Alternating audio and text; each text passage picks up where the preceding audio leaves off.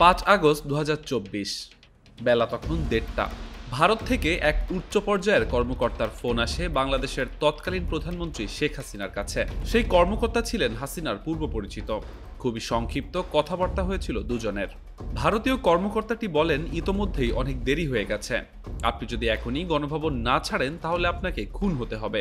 আরও বলেন, আপনার আগামী দিনের লড়াই করার জন্য বেঁচে থাকা উচিত। ফোনের এই কথোপকথনের পরই নাকি হাসিনা দেশ থেকে সিদ্ধান্ত নেন। অবশ্য বিক্ষুব্ধ ছাত্র জনতার স্রোত তখন ধেয়ে আসছে গণভবনের দিকে। সেই উদ্বেগজনক খবরও প্রতি মুহূর্তে দিচ্ছিলেন সেনাপ্রধান। সম্প্রতি ভারতে প্রকাশিত সাংবাদিক ও লেখক দীপ হালদার, জয়দীপ মজুমদার ও শহীদুল হাসান খোকনের লেখা ইনশাল্লাহ Bangladesh, the story of an unfinished revolution শিরোনামে একটি বইয়ে তুলে ধরা হয়েছে 2024 সালের 4 ও 5 আগস্ট গণভবনের অভ্যন্তরে কি হয়েছিল তার পুঙ্খানুপুঙ্খ বিবরণ।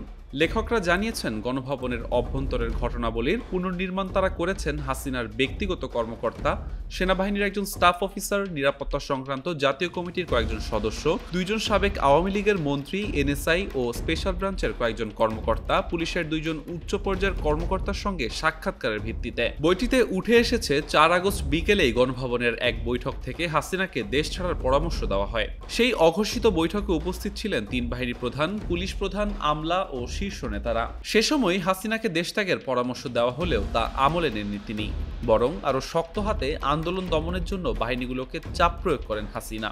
এছাড়া হাসিনার নির্দেশে ছাত্রদের উপর কঠোর হওয়ার বিষয়ে সেনাবাহিনীর নাবোধক অবস্থানও তুলে ধরা হয়েছে বইটিতে বলা হয়, সেনা কর্মকর্তারা আগেই হাসিনাকে পরামর্শ দিয়েছিলেন ক্যান্টনমেন্টে স্থানান্তরিত হতে, তবে হাসিনা শেষমেশ ছিলেন গণভবনেই। রাতের খাবার খেয়ে ঘুমাতে গেলেও হাসিনা হয়তো ভাবতেই পারেননি এটিই ছিল গণভবনে তার শেষ রাত।